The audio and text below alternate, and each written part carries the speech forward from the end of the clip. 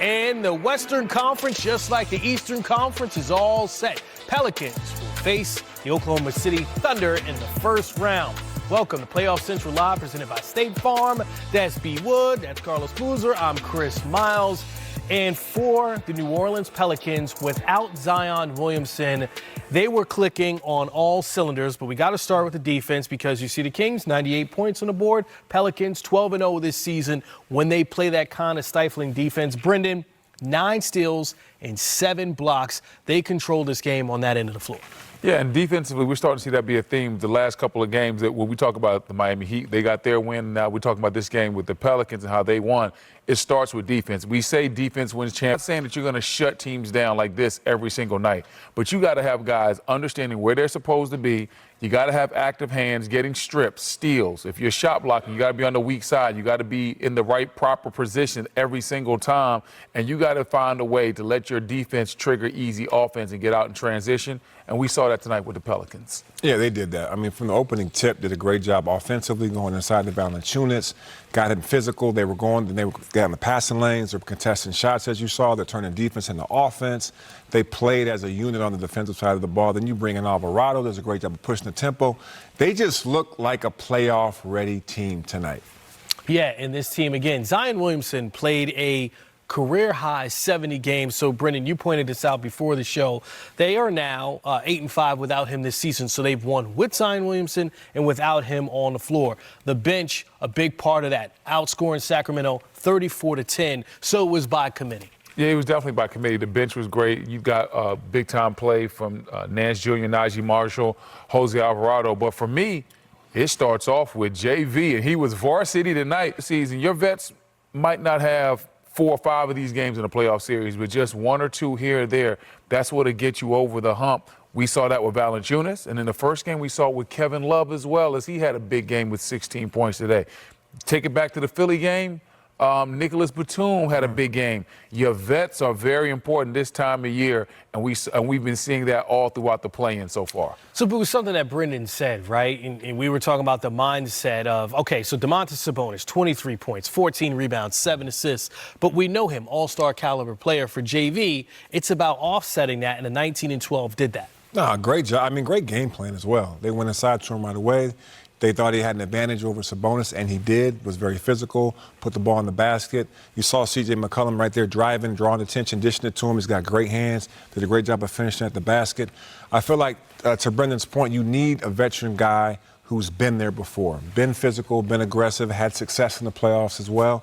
And they did a great job of setting the tone for this team. Then the young guys follow suit. Now, we mentioned Zion Williamson missing for the Pelicans, out with that hamstring injury. But Malik Monk, Kevin Huerter not there for Sacramento. When you look at Fox able to give him 35, and you go to that starting lineup, you go to the bench, you're like, that's where it seems like they missed those 2 guys in this particular game.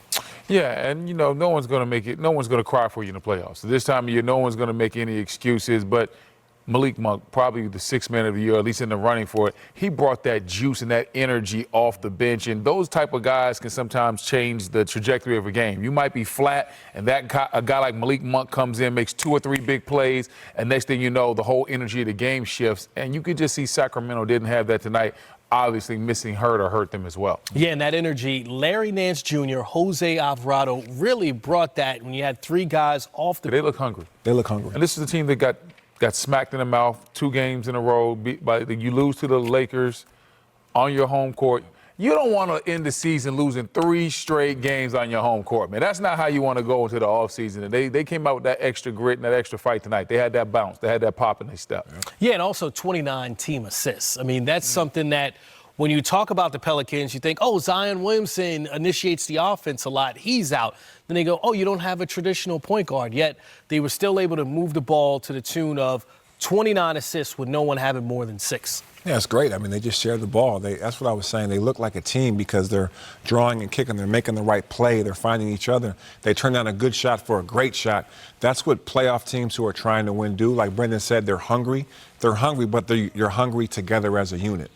Yeah, and then when you talk about the assist number is huge. And if the Pelicans are going to win this game without Zion, you thought it would be because C.J. McCollum had a huge I did. Game. I know you did. All right, we'll talk about that later.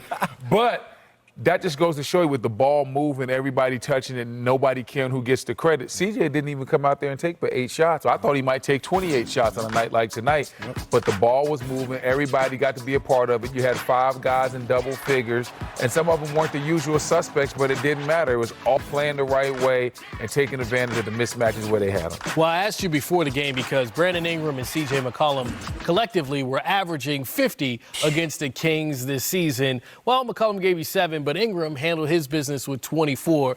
Your Duke guy, you can take the floor and talk about it. He looked good. I mean, obviously, the first game back the other night was him getting his fairings back, making sure he didn't go too hard. Tonight he looked more like Brandon Ingram. Very confident, took great shots, got to his mid-range, got to the free throw line, did a great job playing defense. I saw him block a couple of shots. Just a very active Brandon Ingram.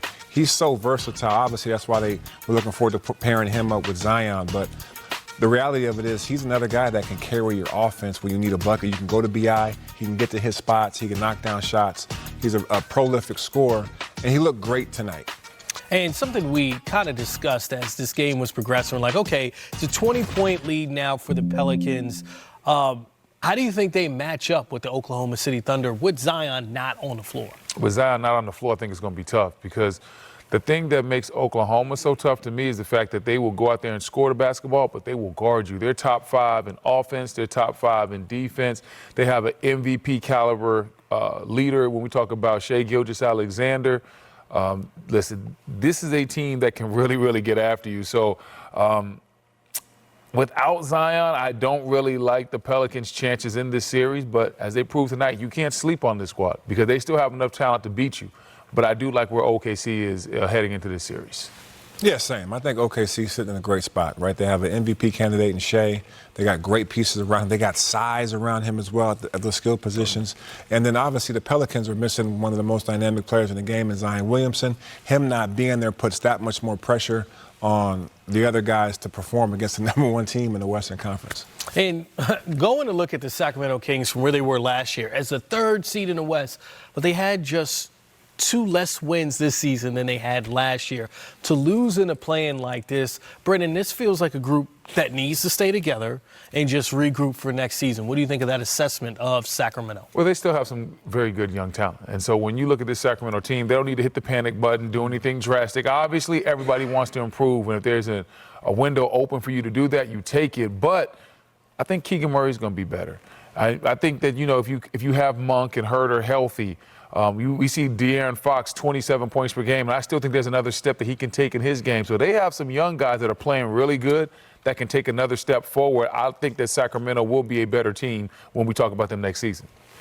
Yeah, I agree. I think Monk, not having Monk, because he's also a two-way player. Yeah. He makes plays offensively, but he also can lock down defensively. Herter being a straight knockdown perimeter player. Red Velvet.